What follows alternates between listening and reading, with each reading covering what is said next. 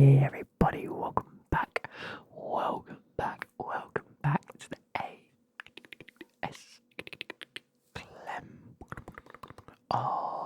YouTube channel. Now in today's video we have a very special video. It is the end to golfing on a budget, and by that I mean we are no longer going to be doing it. We've retired the series, but golf season is amongst us, obviously.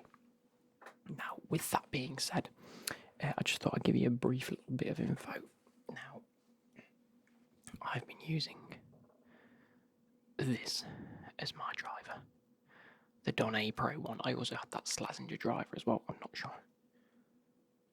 entirely sure where that is, if I'm being honest. I didn't like it at all. But I've been using this Taylormade Pro one oversized. Well, definitely not an oversized driver. It's definitely an undersized driver. But that's the clubs I've been using.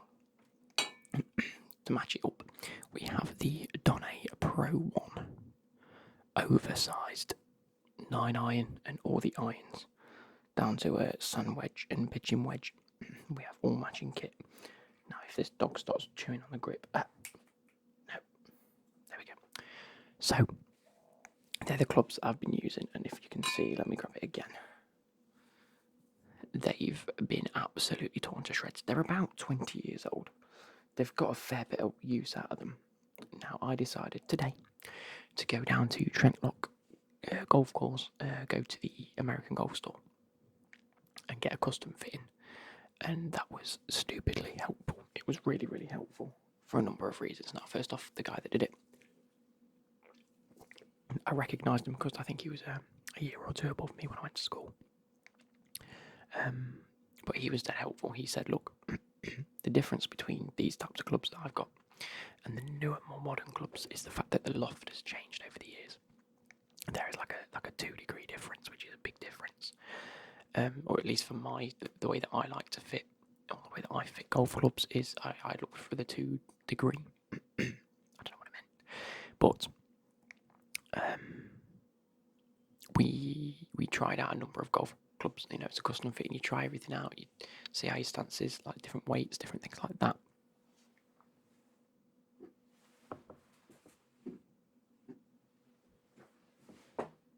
It's underneath me, it's fine. And you see basically how things work and what suits you. Now, before I went, I had a bit of a budget in my mind, like what I wanted to spend on a new set of irons, because I don't need a new driver yet, or at least I can save up for a new driver. I might even buy a new driver if I'm being honest,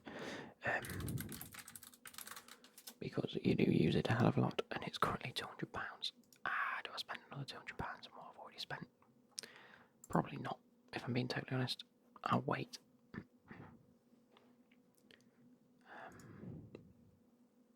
But it is 50% off a lot of the drivers. Oh, I can get that to go with my driver, but I'd prefer the other one. I don't know. Anyway, so I've gone and bought myself a new set of irons, is what I'm trying to tell you. Now, like I say, I had my eye on 2 or 3 different ones, and I forget up a link, so Ziggy's currently sat by my feet.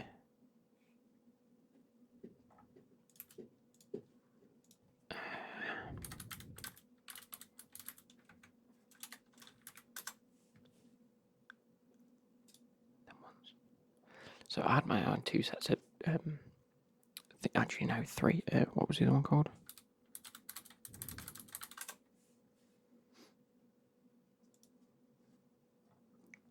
Yeah, it wasn't them ones.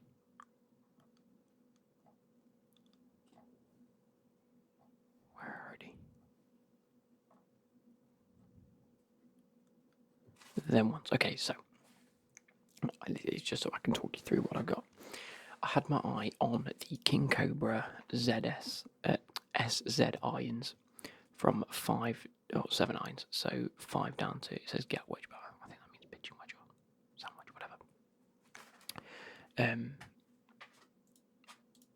Fucking hell, there's so many adverts. Jesus.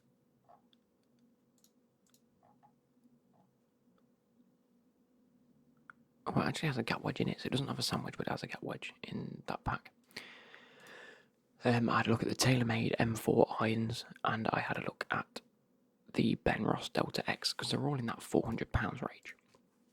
Okay, so when we were there, we found the two that I preferred was the Ben Ross and the Taylormade M4, so that pretty much ruled out the Cobra Kings. Now, I was getting very good results with the Ben Ross and Taylormade, but the Taylormade tended to be a little bit more forgiving in the fact that there's better technology there in it, which allowed me the ability to just hit it further, and then when I did hit it very well, it was flying a hell of a lot further than the Ben Rosses when I hit the Ben Ross as well, if that makes any sort of sense. So they were both just as good as each other. It came down to me being the error, which is fair. I haven't played golf in well over a year. I had to get a good few practice swings in before I was hitting it well, but then I did start hitting it well. Okay, so then it came down to, well, when you do hit it well, where's the scope? Like, if I hit a Ben Ross very well, how does that compare to the Taylormade very well? And there's just a bit more scope on the Taylormades. But he said, look, the Ben Rosses are cheaper. So we went into the store afterwards. It was a really good time. He gave me plenty of information, helped me sort of sell my shots a bit better as well. Shots, not shops. He made me step back a little bit. He sort of looked at the way I was hitting the balls and striking the balls and where I was striking them, and sort of giving me a few tips, which was great. Not what I expected from a custom fitting in terms of, I didn't expect him to give me coaching tips, but brilliant nonetheless. Like, in fact, I should have paid for it. Bear in mind, this was a free custom fit. I didn't pay anything for the fitting. So when we went into the shop itself, the Ben Rosses were £400 reduced from £469. And I thought that was quite a good deal, to be fair. However, I went and looked at the Taylormade M4 irons, and they were reduced from £650 to £469. Now, initially I saw the £650 price tag and thought, well, out of my budget range, but when I saw that they'd been reduced, sorry, I've just run up and down the stairs, I'm not good. I say I've run up and down about 8 times. Ow. Jesus. But yeah, so in the grand scheme of things, £400 for a set of Ben Ross irons, or an extra £70 to get the ones that just seemed much better, in my personal opinion. It seemed like the ones to get, if that made sense. So I thought about it, and I thought about it, and I didn't realise you got pitching wedges and sand wedges with your irons. I mean, makes sense now, but I classed pitching wedges and sand wedges as a wedge, so I didn't really think about it. I thought you just got, 4 wedge or 5 wedge, 4 iron or 5 iron down to 9. But so this is an 8 iron, but it is the Taylormade M4, still with the plastic coating around it, and it has this like griddle effect, and it is like a woven effect on it, and I love it. And these just look so crisp and clean. Like, it has a nice white line at the bottom.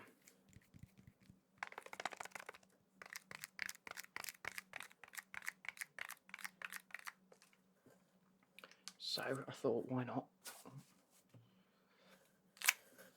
buy a set of these, add them to the bag, and sell my current ones. And American Golf, they do offer trading, but my golf clubs are that old, they can't take them, which is great.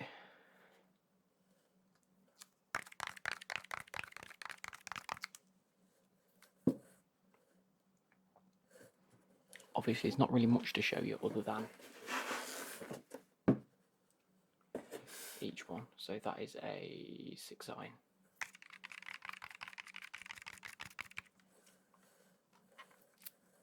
If you must know, they come with the Max KBS R85 shafts, which I think are standard on them. Again, steel shaft, not graphite.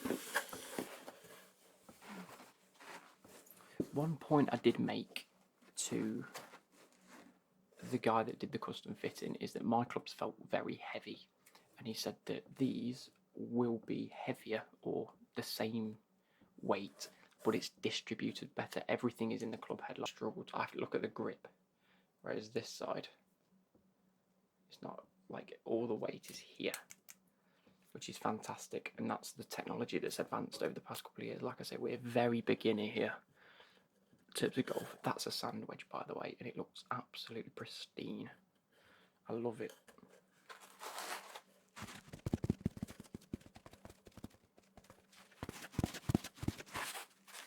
So last but not least, we have the 5-iron. It's very tall compared to my 5-iron. I say mine, these are mine now. And then we have the 9 and the pitching wedge.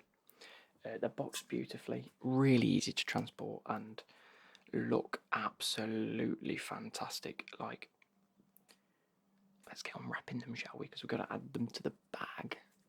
And then towards the end of this video, we might head to the driving range, hit a few shots, and then I'm probably going to go for a round of golf. And yeah, we're going to get, I might get 100 balls, do 10 balls of each, and then sort of find out my approximate yardage, if that makes sense, and then write that down on my notes or my notebook and figure out, you know, start playing golf properly. Like, take it as a sport, not just as a leisurely activity. Actually go somewhere nice. So yeah, hope you guys have enjoyed this portion. We'll be back in a little bit. Okay, so you're probably wondering what else I've got to record for this. Well, I went to the driving range the other day and hit some very, very nice shots. And picked up, let me just put this here. I picked up a very nice blister. Come on, focus. Very nice blister. And a few other, like, little blisters on my hand from twatting about 120 balls. But I had a bit of fun. Now, whilst I was there, I decided to buy the Cobra Speed Zone driver.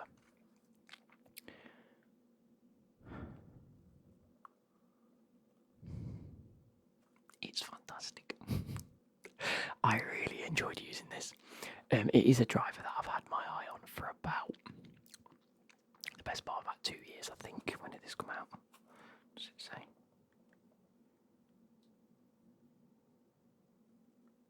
I don't know, but it's a Cobra King Speed Zone. I saw Rick Shields do a video on this way back, and I just really liked the way it looked, the way it just presented itself, and obviously he said it was fantastic. So, in fact, I got this lovely leather head for it.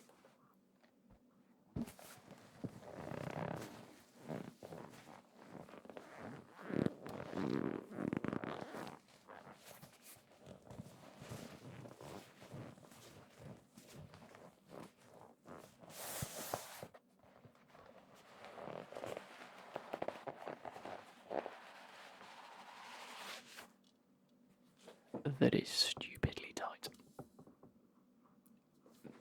The man even said this to me. He said it's unbelievably tighter than it should be, but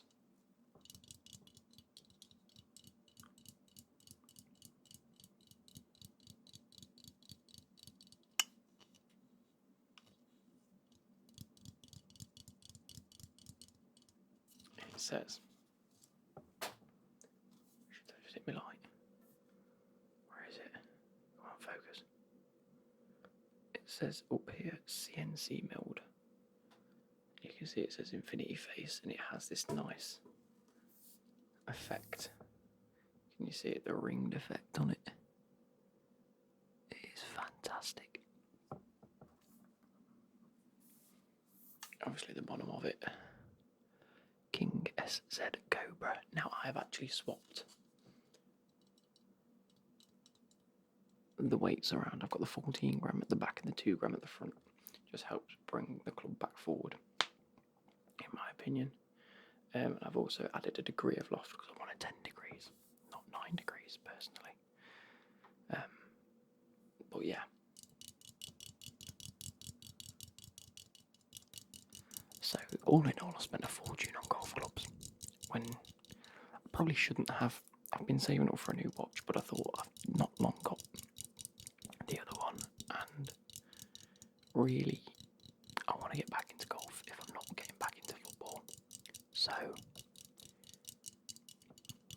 hey, why not treat myself? I had a bit of extra money this month. I keep saying that I have a bit of extra money, but the past couple of months have sort of worked themselves out for me in terms of money. It's been quite good actually.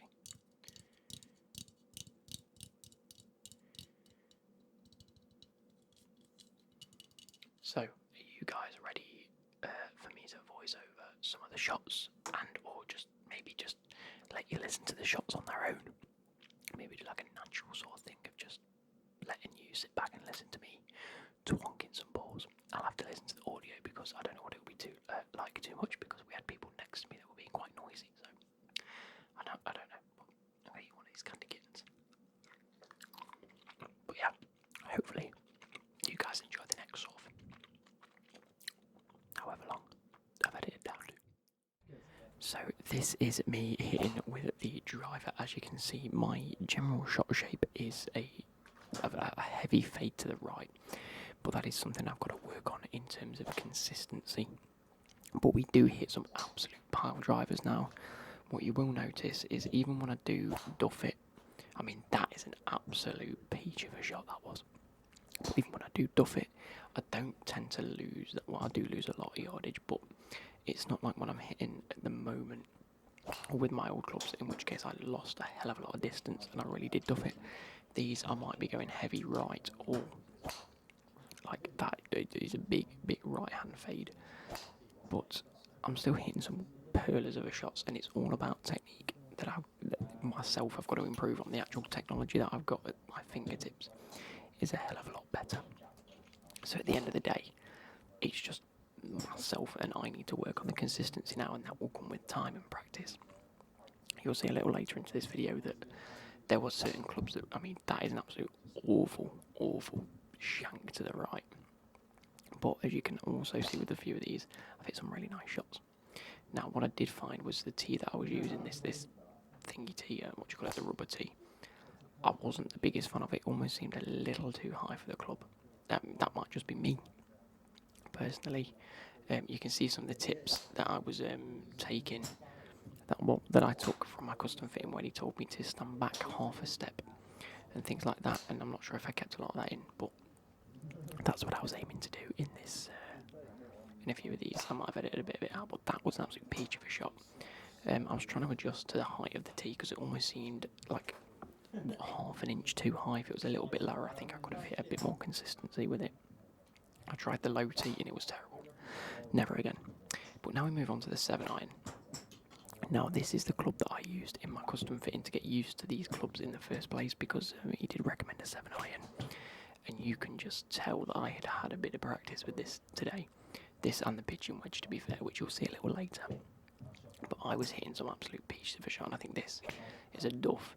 But I was still getting, maybe 120, 130 with my bad shots. Which just goes to show you that, I mean, that was a heavy chunk to the right.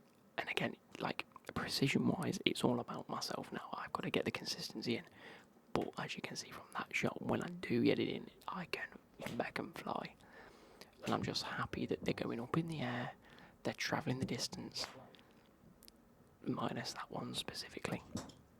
But I was just getting used to it. I think the last couple of balls here are awful because I was just, I was getting tired at this point and the blisters were getting to me. But now we do move on to the pitching wedge. And this is where you will see the absolute peaches come in. I mean, as far as straight shots go, I don't think I hit too many wayward. I think I keep a lot of them in, sort of like the central cone, if it were, of going forward and being relatively on target, and the pitching wedge was absolutely fantastic to me. It might have been a 9-iron, I can't quite remember off the top of my head. I put pitching wedge because I remember using and filming with the pitching wedge. But I find it a bit hard to distinguish between all the clips because I didn't really stop and start the recordings. But I mean, I'm getting better, guys. I'm getting better. The practice will be there. The bad shots that I do hit are all down to me now, and it's just about finding that consistency and doing well. But when I do hit them well, I do hit them well. So I will leave you with this. Have a good night.